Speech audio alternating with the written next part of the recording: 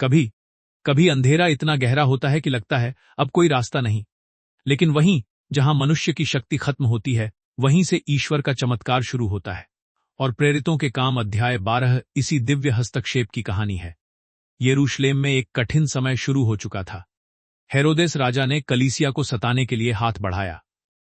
यूहन्ना के भाई याकूब को तलवार से मरवा दिया गया, और जब उसने देखा कि यहूदियों को यह पसंद आया, तो उसने पतरस को भी पकड़ लिया। पतरस को लोहे की सलाखों के पीछे डाल दिया गया।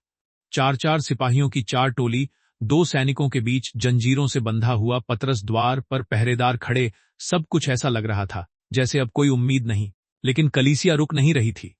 लोग लौ लगाकर अलगाता राग की तरह पतरस के लिए प्रार्थना कर रहे थे।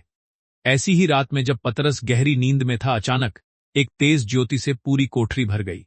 प्रभु का एक स्वर्गदूत उसके सामने खड़ा था। उसने पतरस की पसली पर हाथ मारा और कहा, उठ, जल्दी कर।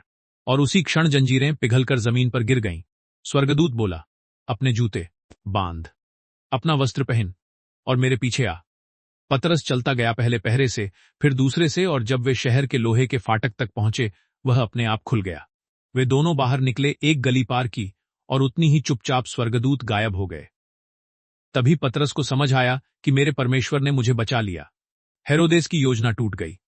वह मरियम के घर पहुंचा, जहां लोग प्रार्थना कर रहे थे।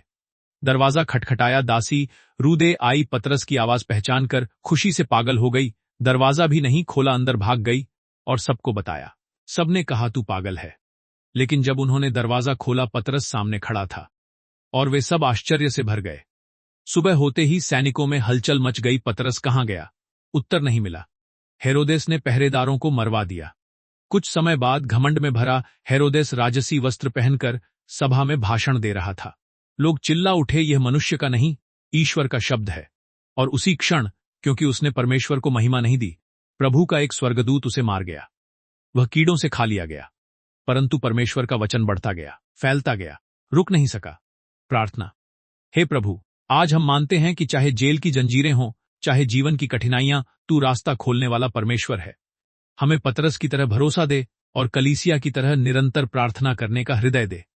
तेरा वचन हमारे जीवन में बढ़े और फल लाए। आमीन। अगर इस कहानी ने आपके विश्वास को मजबूत किया हो, तो विक्ट्री इन जीसस चैनल को लाइक, शेयर और कमेंट जरूर करें। और बताएं, क्या आप चाहते हैं कि हम एक्ट्स का अगला अध्याय भी इसी तरह कहानी में लाए?